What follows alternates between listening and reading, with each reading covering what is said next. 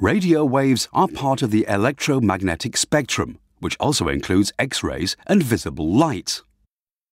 Generation of radio waves uses the relationship between electricity and magnetism.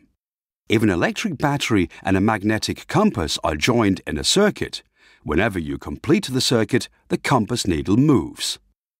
The magnetic field that has been created can also be detected in another circuit placed near to the first. This is how radio waves travel across space. With powerful transmitters, they are sent very long distances and picked up by an aerial on the receiver. To send complex signals, a sine wave can be used, which is continuously changed through modulation. The height or amplitude of the wave can be varied, or its frequency, the number of wave crests per second, which is counted in hertz. The varying pattern carries the message. The wavelength is the distance between wave crests and is typically hundreds of meters for radio waves. But the frequency is millions of waves per second because radio travels at the speed of light. There are very many radio waves all around us, so a receiver must have a tuner in order to isolate a particular signal, as well as an amplifier to make it stronger. Modern digital radio breaks the signal into pieces coded as numbers, which are reassembled into sound at the receiver. They are transmitted across much wider frequency bands than analog radio. This gives a more reliable signal, and it means that one digital signal can carry many programs at the same time. Radio frequency bands are allocated for different purposes. Television, for example, uses higher frequencies than radio broadcasting.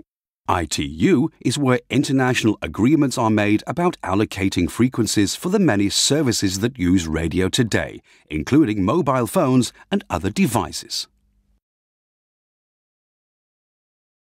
All objects with mass would warp the fabric of space-time. If their mass is great enough, those distortions could cause other objects to fall into them. This is what we call gravity. Einstein also predicted that these distortions could travel across the universe, stretching and squeezing space and time as they move. Later, researchers realized that if two particularly giant masses, like two black holes, are trapped in each other's gravitational field, they should start to spiral in towards each other, and so would the distortions they make to space-time.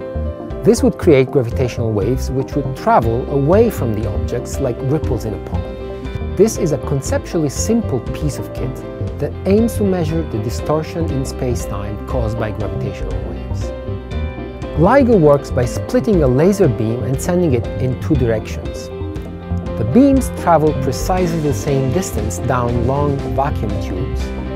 They're reflected off mirrors, and then they come back and recombine. The light waves of each laser beam are made to exactly line up so that they cancel each other out, and nothing will reach the light detector at the end. The only thing that you need to grasp is that were a gravitational wave to roll by, it would squeeze and stretch the arms of the detector, and that would have a measurable impact on that interference pattern, causing it to shift. And it's just that kind of shift in the interference pattern that the LIGO team has now observed, the first direct detection of gravitational waves. And this is big. One more step in our journey to understanding the fabric of the universe. The more we understand, the more we become humble to realize the grand scheme of this universe. Yet, we are no more closer in understanding the basic fundamental questions. What caused the Big Bang? What is the origin of life? Does God exist?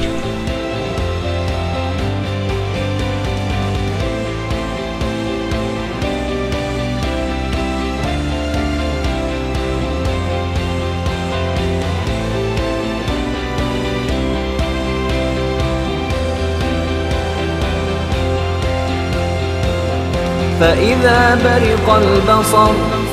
So when vision is dazzled, وخسف القمر.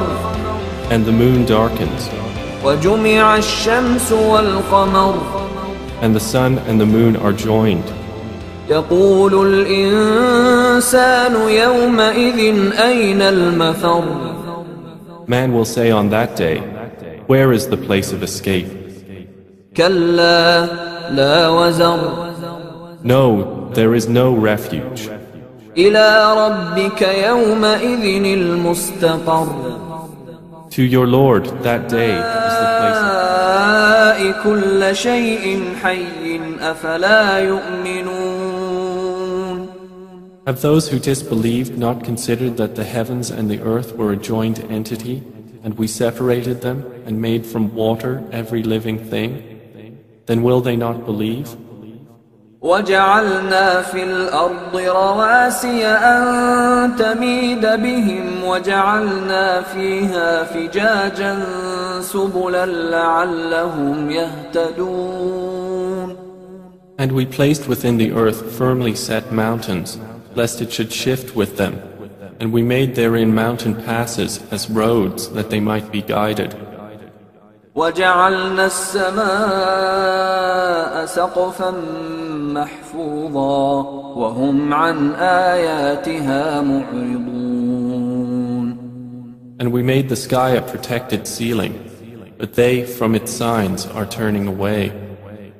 وهو الذي خلق الليل والنهار والشمس والقمر كل في فلك يسبحون And it is He who created the night and the day and the sun and the moon. All heavenly bodies in an orbit are swimming. And the heaven we constructed with strength, and indeed we are its expander. والأرض فرشناها فنعم الماهدون And the earth we have spread out, and excellent is the preparer. Be grieved by the greatest terror, and the angels will meet them saying, This is your day which you have been promised. يوم نطوي السماء كطي السجل للكتب كما بدأنا أول خلق نعيده وعدا علينا إنا كنا فاعلين The day when we will fold the heaven like the folding of a written sheet for the records. As we began the first creation, we will repeat it.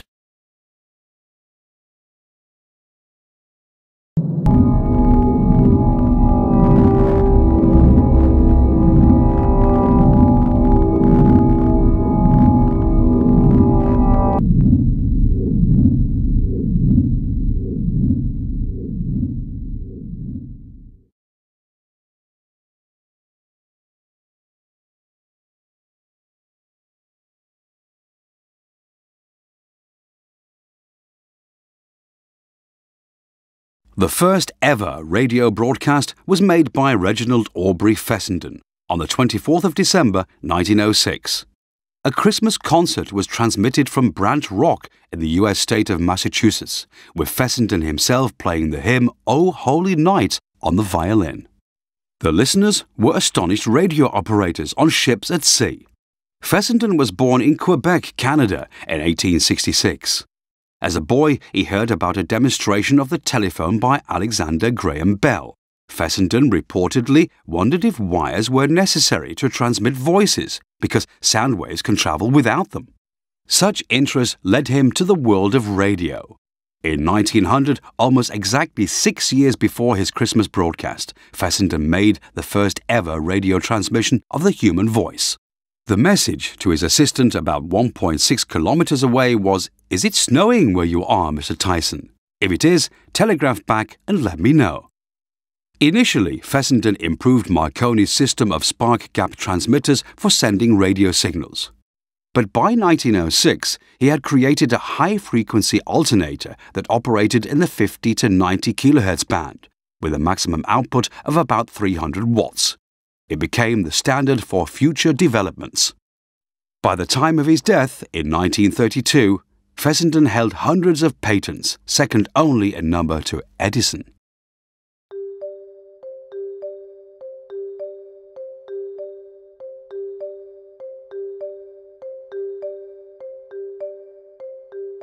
The bones of the animal that is now Brontomerus were discovered in a quarry in Utah in the 1990s.